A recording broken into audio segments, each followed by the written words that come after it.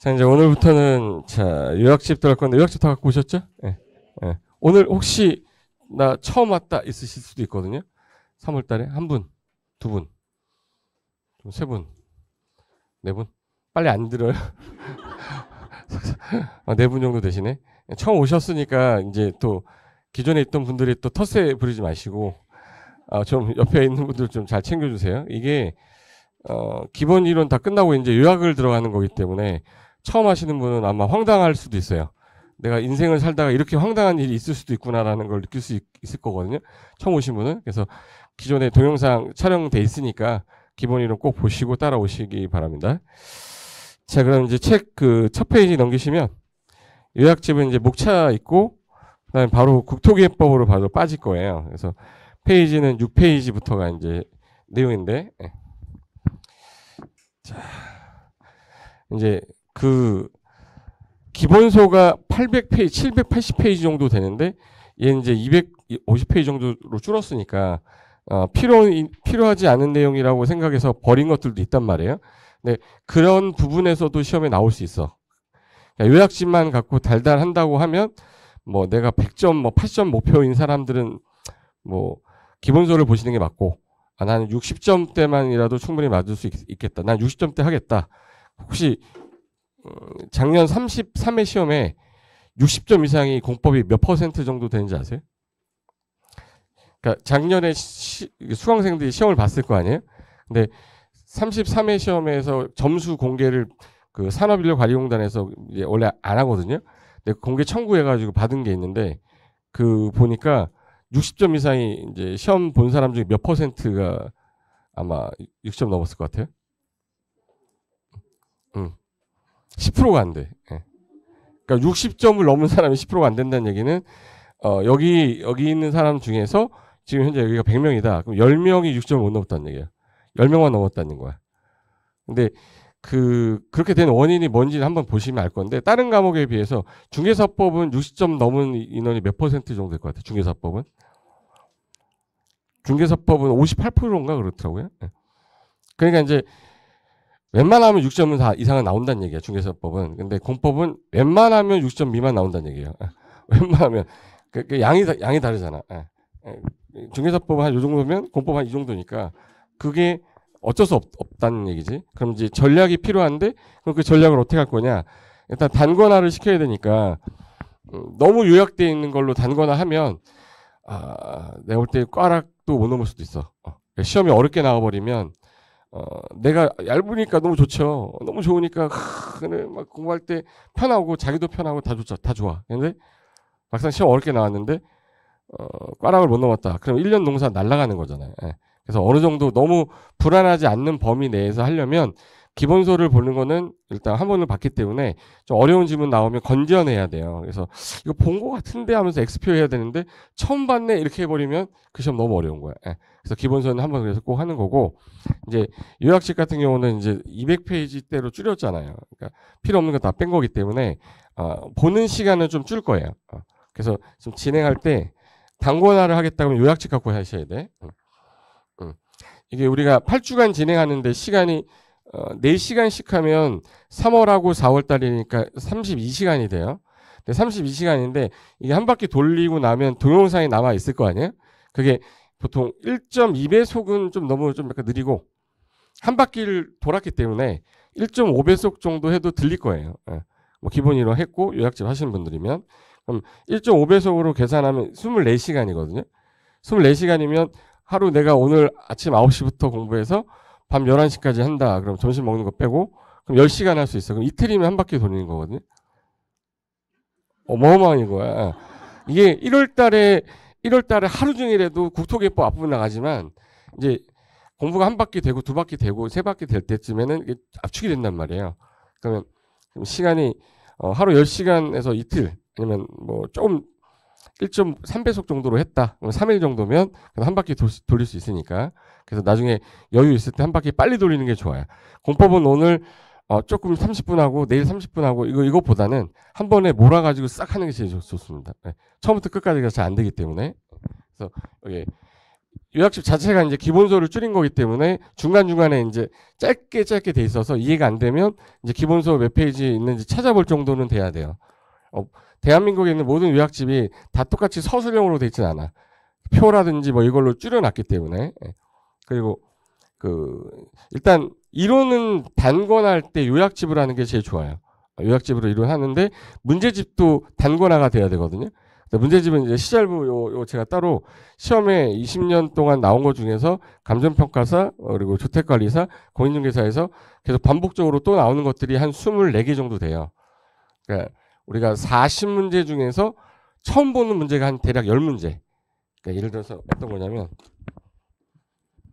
우리가 40문제를 풀 때 시험장 가서 내가 8개에서 한 10개? 얘는 아마 이렇게 되는 거. 처음 본다. 이런 게 있어요. 그 10년 공부한 사람도 똑같아요. 10년 공부하든 100년 공부하든 처음 보는 거 한 8개에서 10개야. 그러면 몇 개 정도는 우리가 그래도 보고 간다는 얘기예요? 30개 정도는 보고 간다는 얘기죠. 그럼 30개 중에서 또 중요하다고 생각돼서 개정이 돼서 뭐 이런 것들 추가까지 했을 때 한 6개 정도는 이제 좀 새로운 유형으로 좀 나오고 항상 나오던 게 24개 정도는 항상 같은 내용인데 문제만 좀 바뀌는 형태. 무슨 말이냐면 같은 파트야. 이게 투기과열지구 파트야. 근데 투기과열지구 파트 지문인데 오늘은 뭐 맞는 지문이었는데 그 다음에는 뭐 틀린 지문으로 나온다거나 어차피 같은 파트인데 그게 24개인데 24개면 몇 점이죠? 계산을 못 하는 거야? 60점이지 않습니까? 60점이란 말이야. 그럼 60점, 요것만 달달해도 60점은 나온단 말이에요. 근데 이 문제 중에 5개 지문 중에 1개 지문이 구석에서 좀 나와버렸다. 요약집에는 없는 내용이야. 그럼 나중에 보면 이제 이거 둘 중에 하나인데 해서 X를 못해요.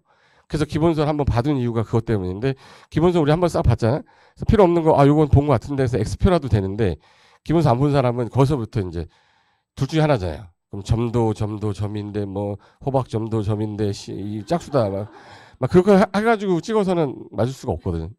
그러니까 요약집으로 하는 거는 이론은 요약집으로 하시는 거고 시잘부는 시험에 잘 나오는 부분이라는 거야. 시잘데기 없는 부분이 아니라 시험에 잘 나오는 부분만 잘 모아가지고 그 파트 24개만 돌려서 만든 문제예요. 그래서 문제는 나중에 이걸로 정리해서 단권하시면 돼. 3, 4월 달은 요약집 강의니까 좀 빠르게 좀 한번 암기도 해야 되잖아. 이제 기본 이론 할 때 제가 암기하라고 얘기 안 하거든요. 저런 게 있는갑다라고 하고 넘어가고 요약할 때는 이제 암기해야 돼요. 그래서 암기하는 건 저랑 같이 하시면 되고 그래도 시험에서 제일 조금 많이 차지하는 게 국토개법이잖아요. 국토개법, 건축법은 3회독 정도 하셔야 되는데 요약집만 하는 거예요. 다른 거를 3회독 하라는 게 아니에요. 국토개법 파트랑 건축법 파트 말하는 거예요. 그럼 얘가 12문제 나오는데 여기서 우리가 보통 합격자 분들이 8개에서 10개 정도 맞으면 거의 합격하거든요. 왜 8개에서 10개면 합격을 하냐? 잘 봐요. 10개 맞았어. 다른 거에서 지금 현재 이 파트 말고 다른 법에서 내가 만약에 한 10개 맞았다. 그럼 몇 점이죠? 50점이잖아. 그럼 50점으로 합격하는 사람이 많을 것 같아? 적을 것 같아요? 어마어마하게 많아요. 그 분포 내가 한번 보여줄게. 이게 그건데 이게 33회예요. 33회인데 100점 몇 명 나왔을 것 같아요. 부동산 공법. 빵명이에요. 빵명 없어요. 없어. 90점 이상이 한 명이었어요. 그러니까 90점 이상이라는 건 90점 맞은 사람이 딱 한 명이었다는 거야. 느낌 왔어 지금? 근데 저 90점 한번 맞아서 일단 한번 해볼까? 필요 없어 저. 공부 필요 없고 여기 보시면 80점 넘은 사람까지 80점을 넘은 사람이 30명인 거예요. 그러니까 부동산 공법을 1년 이상 공부를 해서 시험장을 갔는데 80점 이상 나온 사람이 전국에 30만 명이 봤는데 30명. 그러니까 0.01%인 거지. 그러니까 80점 이상은 생각도 하지 마시라는 거야. 실제 시험 점수예요. 그리고 여기 60점 이상이 8,000명이고 70점대가 지금 현재 1,000명이니까 대략 9,000명. 그러니까 60점 이상이 9,000명이니까 9% 정도 된 거거든요. 그러니까 60점 이상 99%고 거의 50%가 보세요. 43%하고 48%가 50%죠. 그러니까 50%가 거의 꽈락이라는 뜻이고 그러니까 시험을 본 사람 중에 절반은 꽈락이라는 뜻이에요. 그중에 절반 정도 되는 사람이 지금 현재 절반 되는 사람이 40에서 50 사이, 60 사이라는 거지. 그러니까 이렇게 해서 합격하는 거지 여기서 합격한 사람은 거의 없다는 거야. 예. 이건 실제니까. 근데 중개사법 보면 깜짝 놀라요. 예. 이 도표 보시면 40점대 여기가 제일 많잖아. 40점대 제일 많잖아요. 근데 중개사법 한번 볼까? 아, 중개사법은 40점대가 아니라 여기 와 있죠. 몇 점 이상으로 다 와 있어요? 60점 이상. 그래서 100점 맞은 사람이 36명 있었네. 그리고 80점 이상이 2만 명인데 아까 80점 이상 30명이었잖아. 무슨 말인지 알겠죠? 그러니까 이제 중개사법에서 내가 일단 80점 이상을 맞춰서 공법 40점을 넘기면 점수 20점 줘가지고 합격하는구나 대부분이. 근데 공법이 꽈락 나오면 무조건 떨어지는 거구나. 근데 중개사법 점수가 60점대로 떨어지면 내가 줄 점수가 없잖아. 그죠? 그래서 우리 무조건 80점대 목표로 이제 가시는 거예요. 중개사법은. 공법은 60점. 안 받아도 합격하면 얼마나 좋겠어. 그죠? 근데 그게 안 되니까 한 50에서 60 사이 정도만 안전빵으로 간다라고 생각하고 하시면 돼요. 기분이 별로 안 좋아졌는데. 중개사법은 그래서 그렇게 하시면 돼요. 양이 약간 적다 보니까 여러 번 볼 수 있잖아요. 암기도 다 하고 가니까 점수는 80에서 90 정도 나온다. 보시면 돼.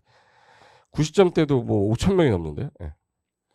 자, 그럼 오늘부터 할 거는 이제 국토계획법인데 전국 토지에 대한민국은 내가 A가 땅을 갖고 있어도 B가 땅을 갖고 있어도 내 마음대로 이용 못하게 해놨어요. 이 토지 소유자가 내가 개발을 하겠다 또는 이용을 하겠다 내 마음대로 하면 안 되고 국가가 짜놓은 계획들이 있대요. 국가가 짜놓은 계획이 있으면 이 계획에서 너는 개발해도 된다, 너는 개발하면 안 된다 이렇게 정해놨어. 그런데 하필 내 땅이 개발해도 된다 땅이었으면 좋겠지만 하필 또 개발하면 안 되는 땅이야. 그럼 이 개발이 안 되는 땅은 사람들이 이용을 못하니까 가격이 비싸겠네, 싸겠네? 당연히 싸겠죠. 이용이 안 되는 땅이니까. 그러면 저 땅 같은 경우는 이제 나중에 보존할 땅이었는데 개발이 가능한 땅으로 바꿀 수도 있나? 그거 내가 바꾸는 거예요? 계획에서 바꿔야 돼? 계획에서 바꿔야 돼요. 그래서 국가가 전국 토지에 대해서 앞으로 이렇게 계획을 짜놨으니까 이 계획대로 너희들은 이용해라. 그래서 만든 법이 국토의 계획 및 이용에 관한 법이에요. 그럼 선 계획 후 개발이죠. 먼저 뭘 짜놔야 돼? 국가가? 계획 짜놔야 돼요. 그럼 전국을 대상으로 짜는 계획을 국가 계획이라고 하고 그럼 국가 계획이라는 게 나오면 요 분할된 부분으로 도시를 나눴잖아요. 그래서 도시마다 짜는 계획을 도시계획이라 하는데 한 개 도시 말고 최소한 2개 이상을 묶어서 연계를 해가지고 좀 약간 넓게 짜면 안 될까라는 계획이 하나 생겼어요. 그래서 한 개 도시가 아니라 2개 이상 도시를 묶어야 돼요. 그럼 이렇게 묶어버리겠다. 이거를 지역적 범위가 넓다. 그래서 광역이란 말 씁니다. 무슨 단어 써요? 그럼 광역 도시를 짜는 거죠. 그럼 광역 계획권을 묶어놓고 이렇게 해서 2개 도시 묶어놓은 거 요거 보이세요? 여기다 짜는 계획은 무슨 계획이 되겠네? 광역도시 계획이 되는 거야. 근데 한 개의 도시, 우리나라 128개 도시마다 한 개의 도시마다 우리는 이런 도시가 될 거야. 이렇게 하면 여기 서울 사시는 분 계세요? 난 서울시 산다. 한 명, 2명. 빨리 안 들어? 전 서울시 안 살거든요. 경기도 살고 있어가지고. 서울시는 가끔 잠만 자러 와요. 예. 서울시민인데 서울시가 무슨 도시야? 라고 물어보면 99.9%가 몰라요. 자기가 사는 도시의 성격도 모르고. 서울시 그러면 뭐가 딱 떠오르세요? 서울특별시? 특성을 얘기해야 되니까 특별시 얘기하네. 예. 서울이 무슨 도시야? 그러면 문화도시라고 그래요. 우리나라 역사 문화의 도시라고 해서 사대문 안에 있잖아요. 한양 있죠. 옛골이잖아. 이렇게 비협조적으로 나올 거야? 그러니까 서울시는 문화의 도시입니다. 역사 문화의 도시입니다. 그렇게 해가지고 시작을 해요. 그래서 사대문안은 개발하면 안 되고 사대문막은 개발할 수 있게 하고 그래서 사대문 안에 공장이 없어요. 서울이 사대문 안에 공장이 없어. 그래서 밑에다 내놨잖아. 저 구로에다가. 이제 그 역사 중심지이다 보니까 그 행정 중심도 거기다 놔야겠다 해서 종로가 들어간 거고. 근데 일자리는 여기다 못 만드니까 강남에다가 만들어 놓은 거고 여의도에다 만들어 놓은 거고 그래서 3도심이라고 돼 있잖아요. 그 도시에 한 개의 도시마다 앞으로 이렇게 도시를 만들어 갈 거야. 예를 들어서 서울시는 이렇게 해서 생긴 게 이렇게 생겼어요. 이렇게 됐어. 그러면 이제 여기 중심이 여기가 뭐죠? 종로. 종로. 여기 섬 하나 있어. 여의도. 여기. 강남. 그래서 이걸 3도심이라고 그래요. 3도심의 7지역 중심의 15개 지역으로 나눴어요. 그 단어들이 있는 지역 아파트는 안 떨어져. 왜 거기다 계속 뭔가 개발하겠다고 다 계획 짜놨으니까. 근데 서울시 기본계획 본 적이 있어야죠. 아파트 사는데 기본계획도 안 보고 샀다? 이거는 남의 말 듣고 사는 거지. 기분 나쁘라고 했는데 좋은가 봐. 집 살면서 뭐 그런 것까지 봐요. 그게 아니라 이왕이면 리스크를 줄여야 될 거 아니에요. 우리 동네는 계속 개발 계획이 뭔가가 있어서 수요자가 창출이 되는 곳이면 사람이 들어가면 집값은 안 떨어진단 말이야. 안 떨어지기보다는 떨어져도 덜 떨어지겠지. 그런데 저 계획을 짜는 거를 그 시를 관할하는 사람이 짜야 될 거 아니에요. 여기 지역을. 그걸 도시란 단어를 쓰면서 그럼 도시에서 짜는 계획이니까 무슨 계획이라고 하면 돼요? 도시계획이라고 하면 되고 그럼 방향 잡는 계획도 있어야 되고 그 방향에 맞춰서 뭔가를 집행해 나가야 되는 구체적인 계획도 있어야 된다. 그래서 계획을 두 가지로 분류하면서 요 기본적인 방향 잡는 계획에 대해서 도시 기본계획 짜고 그래서 서울시 도시 기본계획이라고 그래요. 그럼 기본계획에서 야 대한민국 앞으로 2040년까지 2030이 있었다가 지금 2040 도시계획 플랜이 다시 나왔어요. 그럼 2040년까지 서울시는 인구를 얼마로 할 거고 지금 현재 인구가 좀 과밀화돼 있죠. 그럼 인구를 빼야 될 거 아니에요? 인구를 집중시킬 수는 없잖아. 근데 현재 1인 가구가 자꾸 늘어나니까 1인 가구 대비체를 어떻게 하겠다 이런 것들이 계획이 다 써 있어요. 그럼 1인 가구를 위한 주택을 지어야 될 거 아니에요? 그럼 이제 주택법에서 이제 정부 정책에 따라 1인 가구를 많이 짓게끔 하려면 도시형 생활주택을 지어야겠다. 아니면 원룸형 주택을 좀 지어야 되겠다. 아니면 다중주택을 좀 완화해야겠다. 그래서 이제 법이라는 거는 계획이 나오면 움직이는 거는 법이에요. 우리 이렇게 하고 싶은데 계획 짰어. 그럼 규제를 좀 강화해, 완화해 이렇게 해야 될 거 아니에요? 지금 서울시에서 지금 현재 서울시에요. 서울시 내가 여기 수색 쪽에 아파트가 이번에 프로지오가 3,000세대 분양을 한다고 해서 청약을 넣었는데 당첨이 된 거야. 기분 좋죠? 청약을 넣었는데 당첨이 된 거야. 50대 1 뚫고. 그럼 내가 5억짜리인데 일단 계약금 몇 프로 들어가죠? 10%. 그럼 얼마 넣어야 돼? 5천만 원 넣은 상태에서 계약이 되면 분양권이 있는 거죠. 근데 분양권인데 누가 이거를 프리미엄 1억 주겠대요. 옆에 아파트가 7억이라 2억은 아마 피가 붙을 것 같대. 그래서 그 분양권을 5천만 원 들어있는 거를 1억 주고 사겠다는 거야. 살 수 있어요? 없어요? 이것 봐. 이제 아파트는 절대 못 삽니다. 이제 어떡하니. 지금 제가 어디라고 그랬어요? 수색이라고 그랬죠. 수색이 무슨 구지? 은평구잖아. 은평구는 투기과열지구가 아니잖아요. 투기과열지구 아니니까 분양권 전매 가능합니다. 분양권 전매해도 돼. 근데 어디서는 하면 안 돼요, 현재? 강남 3구, 용산구하고. 거기는 투기과열지구가 해제가 안 됐어요. 그럼 지금 현재 내가 있는 지역이 무슨 규제가 들어가 있든 그걸 알고 있어야 될 거 아니야. 그런 것들은 전부 다 국가가 지금 정책상 주택에 대한 투기도 사라졌어. 왜? 살려는 사람이 안 사잖아요. 왜 집을 안 사는 거죠, 지금? 여러분이 집을 안 사는 이유는 돈이 없어서잖아요. 안 사는 이유를 물었는데 돈 없어서라고 해야지. 집값 떨어진다 그러면 안 되지. 돈 있으면 사는 거죠. 근데 저도 돈이 없어서 못 사는데 이게 만약에 사고 싶은 마음이 드는 이유는 집값이 내려갔는데 슬슬 올라가기 시작하는 것 같아. 그럼 더 올라가기 전에 사야 되는 거죠. 더 올라가기 전에 살려니까 살려는 사람이 많이 들어갈 거 아니에요? 그럼 실수요자보다는 누가 더 많아요? 실수요자보다는 가수요자인 투기꾼이 몰리잖아. 그럼 그걸 갖고 투기를 할까 봐. 왜? 산 다음에 되팔고 살 다음에 되팔고 하는 거니까 못 팔게 해야 되겠다. 전매를 뭐 해야 돼요? 전매를 금지시켜야 되는데 지금 경제 상황으로 봤을 때 전매 금지라고 묶어놨더니 뭐 내놔도 안 팔리는데 이 제도가 투기과열지구가 맞는 겁니까? 그래서 타당성 검토를 해봤더니 반기마다 하게 됐거든요. 반기마다. 봤더니 이제 더 이상 투기도 없고 그러면 해제해야 되는 게 맞죠. 근데 강남을 해제하는 거는 너무 큰 타격이 있을 것 같아서 강남 3구는 일단 놔두고 용산구랑 그럼 나머지는 해제합시다라고 해서 해제를 한 거잖아요. 그래서 전부 다 국가가 어떤 정책을 필 때 계획적으로 다 해놓고 난 다음에 지금 제도를 좀 바꿔야겠다. 그럼 법을 바꾸는 거예요. 계획이 바뀌면 뭐도 바뀌는 거예요? 법이 바뀌는 거예요. 그 법에 움직이는 게 구속력이 있는 계획들인데 얘는 지금 현재 인구가 얼마 있었으면 좋겠다. 이 도시를 어떤 도시로 문화의 도시로 만들면 좋겠다. 그거를 방향을 제시해 놓고 집행하는 계획은 구체적으로 요 관리 계획에 따라 집행을 해라. 그럼 이 관리 계획이라는 거는 구체적으로 해당 지역 개발에 개발하지 마 이런 구체적 계획이에요. 근데 얘는 뭐만 제시하는 거예요? 그럼 방향만 제시하는 계획을 일반적으로 국민하고 관련이 있어서 없어서 그럼 나한테는 구속력이 없네. 그래서 비구속이라는 표현 쓰는 거예요. 근데 이 관리 계획이 결정이 되면 해당 토지 개발하지 마라.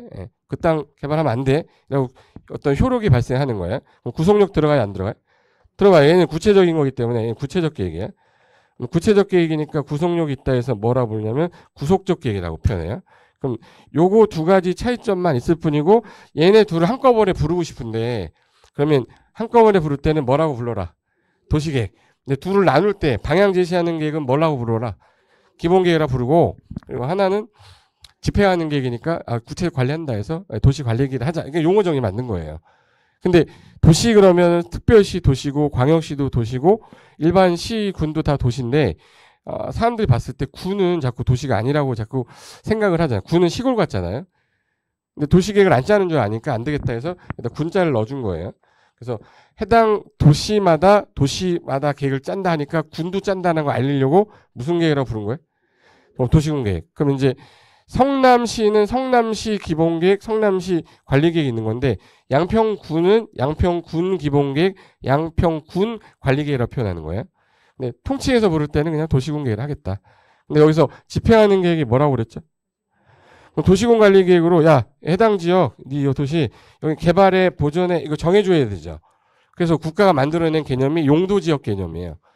그래서 제일 원초적인 개념이 대한민국의 모든 땅은 무조건 이걸 하나 갖고 있어. 그걸 용도지역이라고 그래요. 그러니까 이름을 갖고 있어야지. 제 이름이 뭐죠? 반말 안 해도 돼. 괜찮아. 예. 제 이름 고상철이지. 내가 뭐 교수도 아니고 강사인데. 예. 그냥 고상철 쌤 하면 돼. 예. 교수님이라고 하지 마요. 창피해. 예. 그냥 고상철 쌤 그러면 돼. 제 이름이 고상철인데 어디 가도 제가 고상철이라는 거 다 알잖아. 예. 그럼 쟤는 지금 뭐 하느냐? 강사하고 부동산 공법 강의, 제가 개론 강의 하지 않잖아요. 개 같은 일은 하고 싶지 않고. 공법 강사잖아. 그럼 쟤는 딱 정해져 있어. 뭐 하는 놈이다라는 게 정해져 있는 거잖아. 그럼 땅도 정해야 돼요. 야, 너 앞으로 내가 너 여기는 보전에 개발에 정해줄 때 그럼 여기 주거상업공업 녹지라고 만들어놨잖아. 그걸 우리 뭐라 부르죠? 우리 그래서 용도 지역이라는 거를 여기는 주거 용도로 써라. 여기는 녹지 용도로 써라. 그럼 녹지 용도라는 거는 개발하라는 얘기예요? 개발하지 말라는 얘기예요? 하필 내 땅이 녹지로 지정이 돼버렸네? 그럼 나는 내 재산권에 약간 가격이 떨어질 수도 있죠. 그걸 가지고 국가를 대상으로 소송을 제기할 수는 없어요. 그건 소송을 제기할 수 없고 이건 받아들여야 되는 수인 의무로 봅니다. 그래서 내가 갖고 있는 땅이 상업적이면 좋겠지만 뭐 공업적으로도 좋겠지만 녹지지역 되면 보존할 땅이 되는 거고 얘는 개발할 수는 있는데 형태가 다른 거지. 그러니까 주택 위주로 져야 되는 게 주거지역일 거고 다른 기능도 넣어가지고 상업기능도 넣은 게 상업지역일 거예요. 근데 상업지역을 너무 많이 만들어 보면 공실이 생겨요. 그래서 적정하게 배우를 하다 보니까 주거지역 같은 경우는 절반 50% 정도 만들고 상업지역 같은 경우는 한 5%, 공업지역도 한 4, 5% 정도 만들고 녹지는 한 40% 만들자 해서 서울시는 지금 그렇게 구분돼 있어요. 그거를 뭐라고 부른대? 근데 용도지역을 지정해놨는데 가끔 가다 보면은 여기도 상업지역이고 여기도 상업지역이야. 같은 상업지역인데 여기는 되게 높은 건물이 있는데 얘는 높은 건물이 안 돼. 왜 그래? 했더니 둘 다 상업이거든요. 같은 땅이고. 근데 얘는 이렇게 많이 올라가는데 못 올라가냐? 옆에 공항이 있더래요. 뭐가 있대? 그럼 김포공항 주변에 있는 상업지역에 있는 건물 높이하고 강남 테헤란로에 있는 그 상업지역에 똑같은 일반 상업지역인데 건물 높이 보면 어디가 더 높아요? 강남이 높아. 왜? 공항이 없거든. 어떤 분이 도심공항 있는데요. 그 도심공항 무슨 도심공항 거기서 안 타잖아.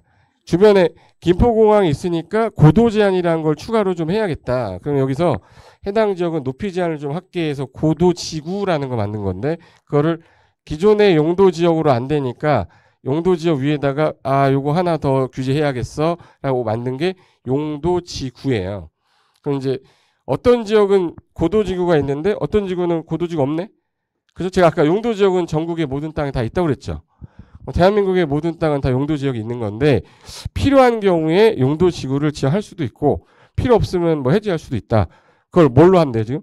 도시군 관리계획. 그럼 내 땅에 고도지구 지정되면 난 규제를 받는 거네. 그럼 난 구속력 들어오는 거죠. 그러니까 저걸 구속력 있는 계획이다 이렇게 표현하는 거다. 근데 기본계획이 이번에 발표됐다고 해서 나한테 뭐라고 하진 않아요. 앞으로 인구를 1000만까지 만들 거야 했지. 나한테 1000만이면 내가 애를 낳아야 돼? 그거 아니잖아요.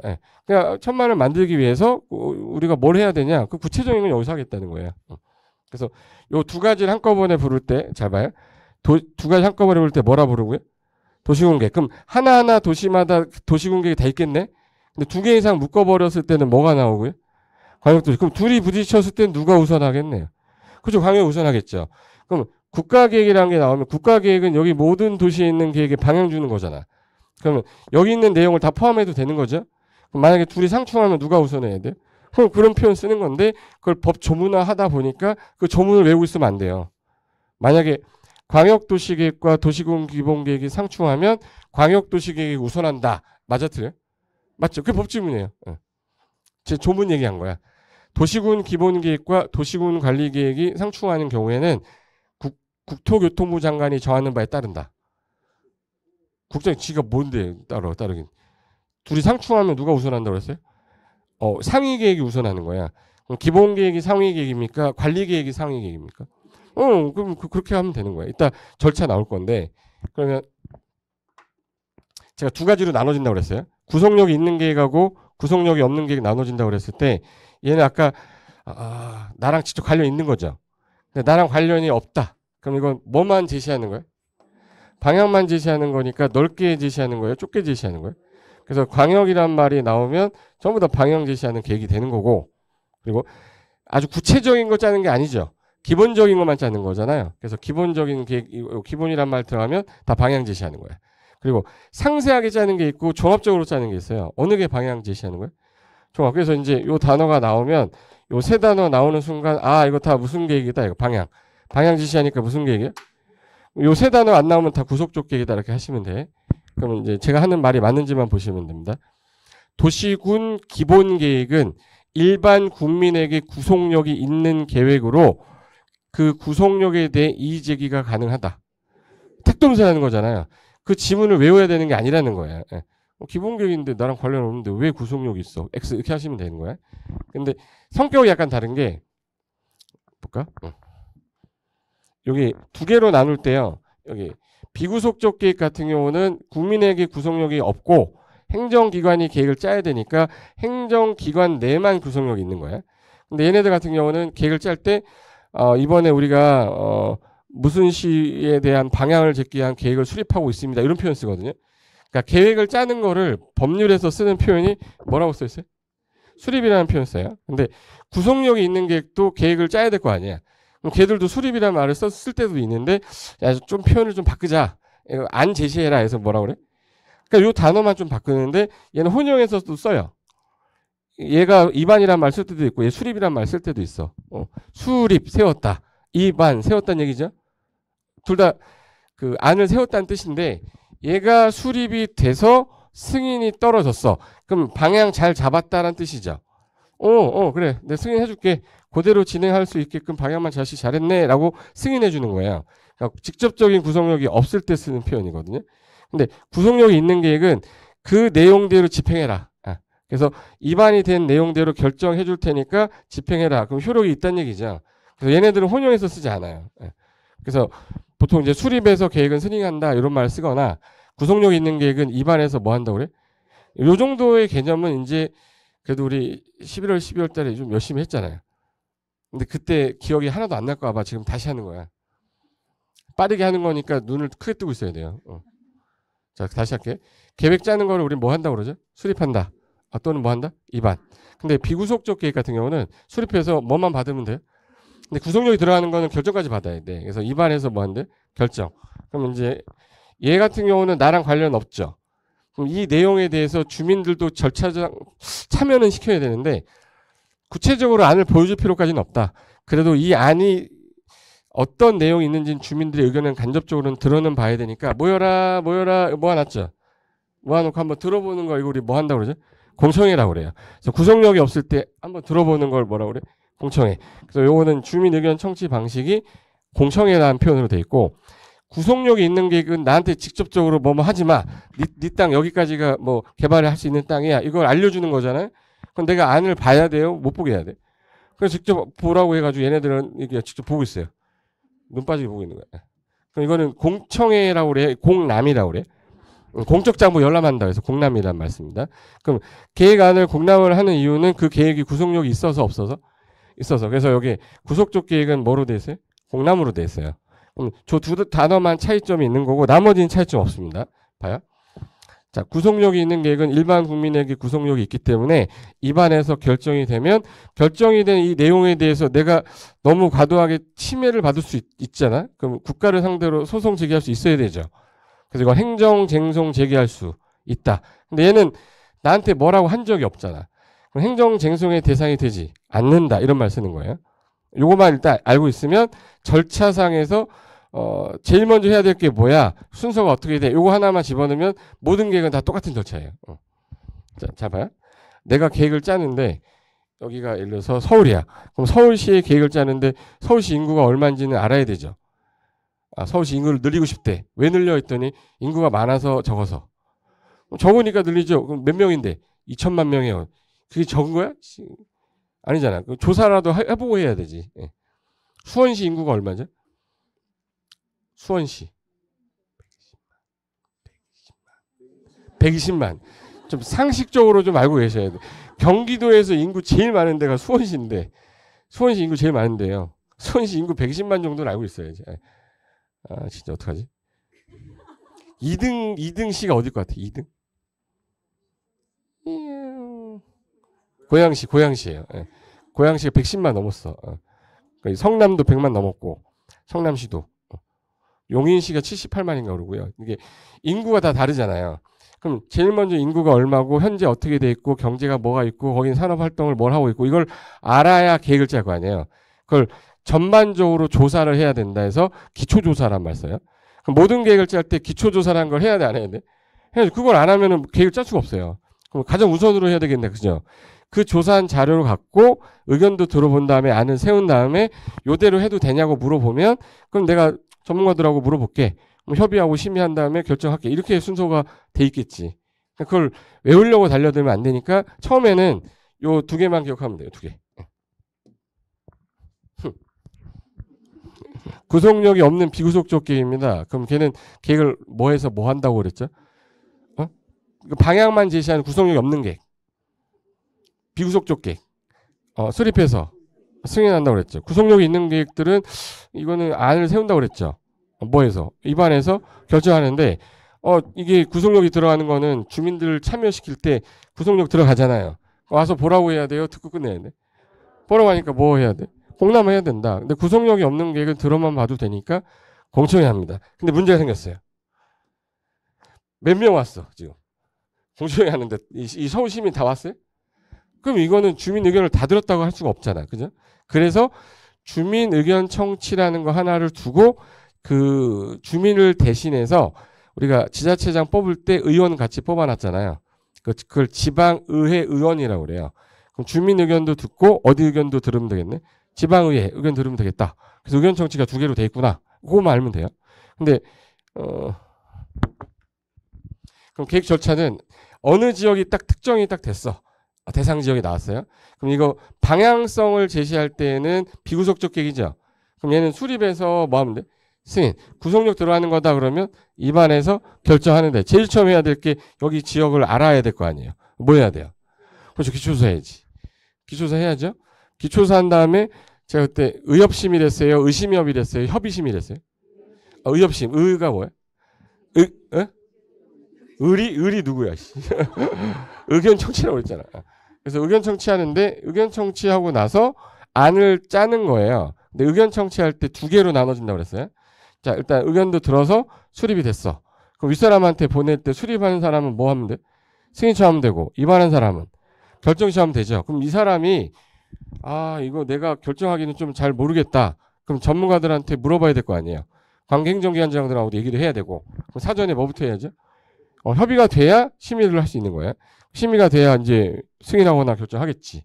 근데 그 중에 요 의견 청취하는 절차가 비구속적 계획일 때는 뭐를 하고요? 주민 뭐예요? 공청회. 구속력이 있을 땐 주민. 안 오니까 의견 청취 하나 더 둔 게 지방의회예요. 이 순서에 무조건 다. 예. 그럼 여기서 누가 짤 거냐는 요 대상 지역 관할하는 사람이 짤 거 아니에요? 그럼 이 사람 찾았으면 윗사람만 찾으면 끝나는 거죠. 그럼 이제 계획 다 끝나는 거예요. 그래서 순서는 항상 뭐가 제일 먼저다. 맨 처음. 그 다음에 순서는 의, 협, 심. 저기다 공식처럼 집어넣으면 돼요. 공식처럼 집어넣으면 돼요. 다시 할게요. 자, 제일 먼저 해야 될 게 인구, 경제, 사회, 문화 조사하는 거를 기초조사. 순서는 의, 협, 심이야. 수립해서 승인, 입안해서 결정. 근데 주민 의견 듣는 형태가 구속력이 없을 때는 들어봐라. 공청회 들어간다. 구속력 들어가요. 공람. 공람 기간을 뭐 몇 년을 줄 수는 없잖아요. 그래서 공법에서는 끝날 때까지 14일 이상 공람 기간 준다 이렇게 돼 있어요. 며칠 이상? 그래서 14일 이상 공람 기간을 주고 나중에 30일이라고 하는 게 두 개가 나올 거니까 그건 나중에 그것만 외우세요 하면 외우면 되니까 앞으로 공람 나오면 무조건 며칠 이상? 그래서 일간신문에 공고하고 나서 거기 보면 15일, 뭐 18일, 뭐 20일 써 있어요. 며칠 이상이라서. 14일 이상이라서 14일 주는 경우는 거의 없더라고. 주민 의견 안 듣겠다는 얘기지. 그럼 한번 해볼까? 자, 여기가 도시예요. 도시에 딱 특정이 된 거예요. 그럼 여기 도시에서 앞으로 20년 뒤에 이런 도시를 만들고 싶어. 그러면 계획을 방향성 제시하는 거죠. 그럼 입안한다고 그래야 돼요? 수립한다고 그래야 돼? 그럼 수립을 한 다음에 윗사람한테 뭐 해야죠? 승인 신청해야 되는 거야. 그럼 수립하는 사람이 제일 먼저 해야 될 일이 뭐였죠? 그래서 입에서 나오면 이 책 안 봐도 돼요. 너무 좋은 책인데 안 봐도 돼. 제일 먼저 뭐 한다고? 기초조사. 오케이. 여기까지는 됐어. 여기까지 되는데 여기서 흔들리셔야 합니다. 아까 협의심이라고 그랬어요? 협심의라고 그랬어요? 안 나가는데? 의협심이니까 의가 뭐죠? 의견 청취해야 되는데 주민 의견 청취도 하고 어디 의회도 지방의회 의견도 듣는데 얘는 비구속적 계획이잖아요. 그럼 얘 주민 뭐라고 써 있어야 돼? 공청회. 이게 입안에서 결정하는 거면 주민 공납. 그거만 다른 거예요. 그럼 여기서 자 수립했으니까 승인 신청하겠죠. 그럼 승인권자가 할 일은 주변에 있는 권한자들하고 얘기 한번 해야 될 거 아니야. 그걸 뭐라고 하죠? 협의. 협의가 끝나야 그 안을 갖고 전문가들을 모아놨어. 도시계획 관련돼서 의원 예를 들어서 도시계획 전문가를 30명 정도 이내로 뽑아놨어요. 그래서 그 심의위원이라고 그래요. 그래서 도시계획이니까 도시계획위원회라고 하면 되겠네. 그래서 도시계획위원회 뭐 거쳐서 심의. 그럼 심의 거친 다음에 이제 승인권자가 협의도 했고 승인권자 협의도 심의도 끝났어요. 그럼 이 사람은 승인 도장 딱 찍었죠. 찍었는데 자기만 알잖아. 그럼 관련소를 뭐 해줘야 돼? 송부해줘야죠. 송부해서 공고 열람시켜라. 이 순서로 간다 뜻이에요. 근데 이게 구속력 있을 때는 이 단어가 뭐로만 바뀌는 거고 입안. 입안에서 승인한 단어가 그것만 바뀌는 거고 얘 효력이 없을 때 효력이 있을 때 효력이 이의가 있으면 행정쟁송 제기할 수 있다 이렇게 하는 거예요. 그럼 이제 순서 한번 해볼게요. 수립해서 승인하는데 이 사람이 누구냐에 따라 단어가 좀 달라지는 것밖에 없어요. 이 사람이 시도지사입니다. 그럼 이 사람 지자체장이에요? 중앙행정위원장이에요? 지자체장이죠? 지자체장이니까 지방행정위원장과 뭐하고? 협의하고. 지방이에요? 중앙이에요? 지방도시계획위원회 심의 거쳐서 한다 이렇게 하면 되죠? 이 사람이 만약에 국장으로 바뀌었어요. 국장으로 바뀌면 이 단어가 뭐로 바뀌면 돼? 중앙행정위원장과 협의하고 중앙도시계획위원회 심의 거쳐라. 이 작년 문제가 이거였었어요. 이건 당연한 거지 외우는 게 아니잖아요. 됐어. 여기까지만 하시면 모든 계획은 다 찾을 수 있어요. 그럼 이제 한번 만들어 볼게. 서울시죠. 서울시 기본계획을 한번 짜볼게. 그럼 서울시 기본계획을 내가 짤 건데 우리 도시 어떻게 만들지? 그러면 이제 제일 먼저 해야 될 일이 계획을 수립이에요? 입안이에요? 일반적으로 방향 제시하는 거는 수립이죠. 이 사람이 수립을 해서 윗사람한테 뭐 신청해야 돼? 승인 신청을 할 건데 그럼 제일 먼저 할 일이 여기 인구, 경제, 사회, 문화 여러 가지 조사하는 걸 뭐라고? 그럼 기초조사를 해가지고 자 기초조사 한 다음에 여기 구속력이 없을 때는 의견 청취의 주민 뭐야? 공청회 구속력이 들어가면 그러니까 이제 공청회나 공람을 하는 거고 이때 안 오니까 어디 의회라고 그랬어요. 지방의회 의견 들어서 수립이 됐어요. 그럼 이제 이 사람이 보냈죠. 그럼 이 사람이 할 일이 아까 두 가지가 있었는데 뭐부터 해야 돼? 그럼 협의 먼저 한 후에 뒤로 좀 뺄게요. 그럼 협의 한 후에 심의. 그 다음에 이제 승인하고 결정해서 관련소를 송부하면 되죠. 그럼 이제 여기서 수리권자 찾아내면 끝인데 대상 지역이 여기 어디죠? 서울이면 누가 짜면 돼? 서울특별시장이, 인천이면 인천광역시장이. 그럼 도시 관할하는 자가짜면 되는 거죠. 그래서 도시 관할하는 특광, 특특, 시장, 군수가 계획을 짜는데 이게 옛날에는 특광, 특특하고 시장, 군수는 급수가 다르죠. 광역자치단체 그 밑에는 기초자치단체잖아. 그럼 시장, 군수는 윗사람이 도지사고. 이게 바로 안 나오면 네, 이따 할게요. 특광, 특특은 옛날에 국장한테 승인 얻었는데 부산광역시 기본계획을 부산광역시에 짜는데 국장한테 승인 얻어라. 국장이 부산을 뭘 한다고. 그래서 안 되겠다. 방향 잡는 거 도시에 대한 기본계획은 특광, 특특은 본인이 확정하자 해서 얘는 특광, 특특은 본인이 확정하는 걸로 바뀌었고 시장군수는 윗사람이 누구죠? 도지사한테 승인 얻어라. 그럼 이제 요 권한자 나왔죠? 권한자 나왔으면 그 권한자 나오고 난 다음에 예외 규정도 있을 거란 말이야. 그거 외에는 문제 낼 게 없어요.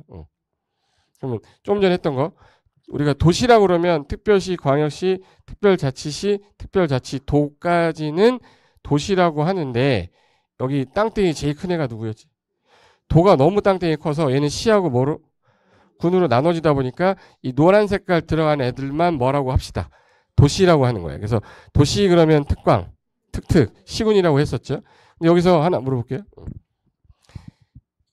특별시장, 광역시장, 특별자치시장, 특별자치도지사, 도지사야. 그럼 공통사항이 뭐예요? 시, 도죠. 그럼 줄이면 뭐라 그래? 시도. 그럼 시도지사 하면 되겠네.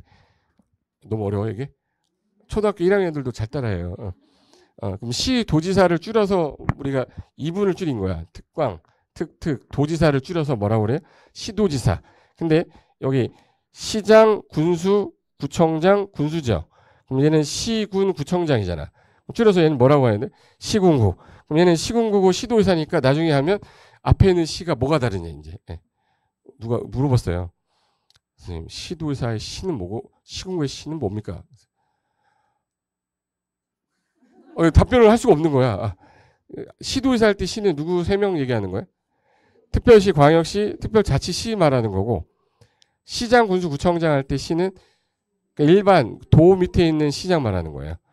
도 밑에. 그러니까 경기도 고양시, 경기도 뭐 수원시. 근데 수원시 인구 얼마라고 했지 아까? 120만이다 보니까 혼자 관리하기 힘들잖아. 의정부시는 38만인가 그래요. 그럼 의정부시장하고 수원시장 있으면 맨날 누가 정신 없을 거야? 그렇죠. 120만 명을 관리해야 되는데. 그러니까 힘들잖아. 그래서 한 명을 두겠다. 그래서 8달 구청장, 영통구청장 이렇게 둔 거지. 그럼 얘는 수원시장 임명한 거죠. 우리가 자치적으로 뽑은 구청장이 아니죠. 그래서 이분들은 우리가 뽑은 자치구청장인데 여기 시 밑에 50만 이상일 때 대도시라고 부르고 대도시는 대도시 안에다가 뭐를 둘 수 있어요? 구를 둘 수 있어요. 그래서 우리가 뽑은 구예요. 그 시장이 그냥 관에서 선임한 거야. 그래서 관성구청장이라고 그래요. 비자치구청장이라고도 하고. 그러니까 자치구청장은 우리가 뽑은 사람, 비자치구청장 우리가 뽑지 않은 사람이니까 공법에서는 이분들 나와 안 나와? 안 나와요. 혹시라도 뭐 일산구청장이 질문으로 나오면 무조건 튀긴 거야. 공법에는 안 나와요. 여기 강남구청장급은 나오지. 기분 또 안 좋아졌는데. 여기 구청장 할 때 여기 자치구청장입니다. 그래서 요거 특광, 특특, 시, 군을 뭐라고 부른다고요? 도시. 그래서 그거 정도만 기억하시면 돼. 앞으로 이제 도시 그러면 어떻게 한다고 그랬죠? 특, 광, 특, 시, 군. 요 그때 봤던 요거. 얘도 왜요? 얘도. 귀엽지 않아요? 한 장 딱 이렇게만 되면은 요즘 AI GPT인가 뭐가 그 나와가지고 뭐 물어보니까 바로바로 대답 나오던데. 도시 그럼 뭐라고요? 특광, 특특, 시군이야. 그럼 이제 됐어. 여기 검은 색깔 특광, 특특, 시군을 뭐라고 부르고? 도시인데 아까 요 윗사대 요거 2개 이상 시군구를 관리하잖아요. 그래서 이걸 광역자치단체, 이걸 뭐라고 그래? 기초자치단체. 그래서 이 사람을 줄여서 부를 때 시도의사고 이 사람은 시군청장. 맨 위에 있는 분이 누구예요? 국장. 그래서 우리나라 행정계획 체계는 국장, 시도의사, 시군구청장이다. 요 정도는 기억하고 다시 가야 되기 때문에 교과서 이제 봐야겠다.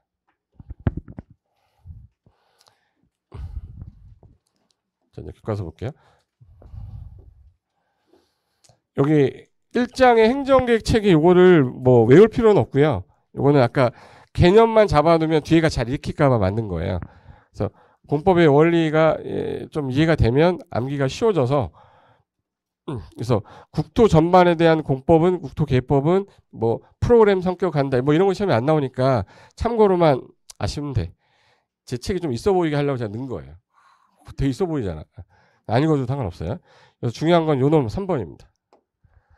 자, 구속적 계획하고 뭐로 나눴네? 자, 이제는 이해될 거야. 구속적 계획은 나랑 관련이 있다 없다. 그래서 처분성이 있겠죠. 그래서 이거 하지 마, 이런 행위 하지 마, 그래서 규제하는 거, 행정 행위라. 그래서 국가 국민까지 구속하기 때문에 양면적 계획이라고 표현하고 구속에 대해 이의가 있으면 행정쟁송 대상이 됩니까? 그렇죠. 대표적으로 아까 비구속적 계획에서 단어 들어갈 때 아까 세 단어 기억나세요? 세 단어 넓게 한다고 그래서 광역. 그리고 전체적으로 다 짠다고 그래서 종합. 아주 세부적인 거 말고 그냥 기본적인 짠다 해서 기본. 그 세 글자 들어가는 거는 다 무슨 계획이고 그 안 들어가면 다 뭐로 빼면 돼? 그러니까 도시군관리계획, 지구단위계획, 시시계획, 관리처분계획 외울 필요가 없어요. 광역, 종합, 기본 안 들어갔잖아. 근데 얘는 보세요. 국토기본계획, 광역도시계획, 도시군 기본계획, 정비 기본계획 다 기본 광역 들어갔죠? 그럼 얘는 비구속적 계획이겠네? 나랑 관련이. 그래서 행정쟁송의 대상이 되지 않는다. 이런 말 쓰는 거예요. 여기까지 됐죠? 네. 뒷페이지 자세하게 써놨어. 아까 PPT 보여줬던 게 그거예요. 자, 여기 광역, 기본, 종합 이 세 글자 들어가면 무슨 계획이라고? 비구속. 일반 국민에게 구속력이 없어서 수립해서 무슨 절차다?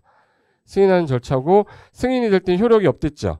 그래서 행정쟁송의 대상이 되지 않는다. 그리고 그래도 주민을 간접적 참여는 시켜야 되잖아요. 간접적 참여를 시키려고 뭐 한번 들어봐라가 뭐죠? 공청회. 요 차이점밖에 없어요. 요 반대 개념으로 구속적 계획은 일반 국민에게 구속력이 들어가다 보니까 그 안에 대해서 결정이 돼야 돼. 그래서 입안에서 뭐 한다? 결정이 됐을 때 그 결정에 대한 효력에 이의가 있으면 행정쟁송 제기할 수 있습니까? 네. 그리고 얘는 구속력 들어가니까 와서 보세요라고 해서 공적장부 열람한다 해서 뭐야? 공람. 요 두 개만 구분하시면 되는 거야. 그래서 요 밑에다가 써놓은 게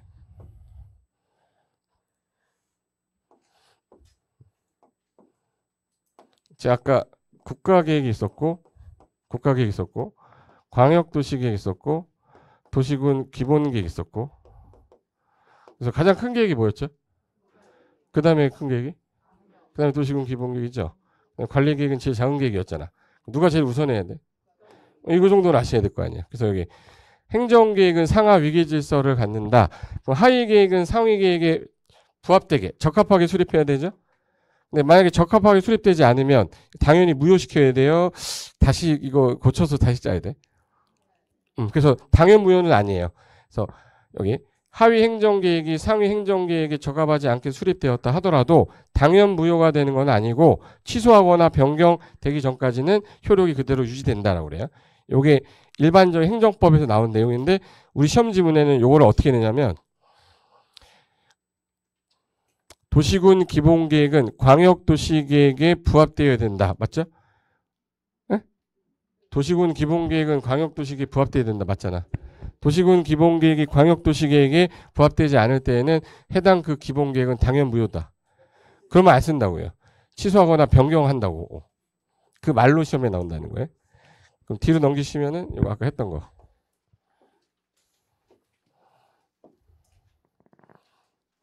자, 아까 시도지사 그러면 시도지사는 아까 누구 줄인 거라고 했어요? 서울특별시, 광역시, 특별자치시, 특별자치도지사, 도지사 줄여서 시도지사. 그리고 시군구청장 할 때 시장 군수는 어디 밑에 있는 사람이고 도지사 밑에 있는 사람이었죠. 여기 자치구의 구청장은 여기 구청장 말하는 거죠. 특별시, 광역시 밑에 있는 사람. 근데 특별자치시하고 특별자치도는 밑에 없죠. 그럼 얘는 위로 내려갔다 올라갔다 왔다리 갔다리 하는 거야. 우리 지난주에 건축법 공부할 때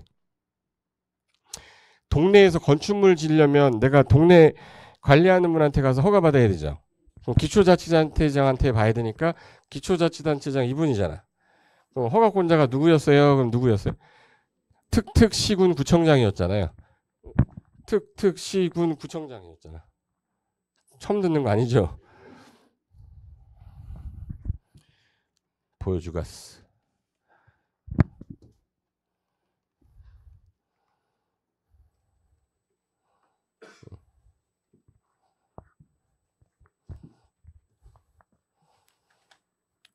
허가권자 원칙이 뭐라고 돼 있어요? 특특, 시장, 군수, 구청장, 예외. 특광. 여기서 원래는 시군구청장이 허가권자인데 여기 누가 있어요? 특특이 있는 이유가 이게 민원사무 처리라 이분이 여기도 있고 여기도 있고 위아래로 왔다 갔다 안 됐잖아. 그러니까 시장, 군수, 구청장인데 예를 들어서 세종시는 세종특별자치시장, 여기 예를 들어 제주도는 제주특별자치도지사죠. 여기까지는 됐죠? 네. 됐고 그 다음에 이제 9페이지 가시면 이제부터는 그 8페이지에 있는 그 내용은요 좀 이따 제가 정리할 거예요. 이제 제 2장부터 이제 시험에 직접 들어가는 거기 때문에 여기서부터 제가 이제 암기 들어갈 겁니다. 잠깐 쉬었다가 그 용어 정의부터 바로 들어갈게요. 잠깐만 쉬겠습니다.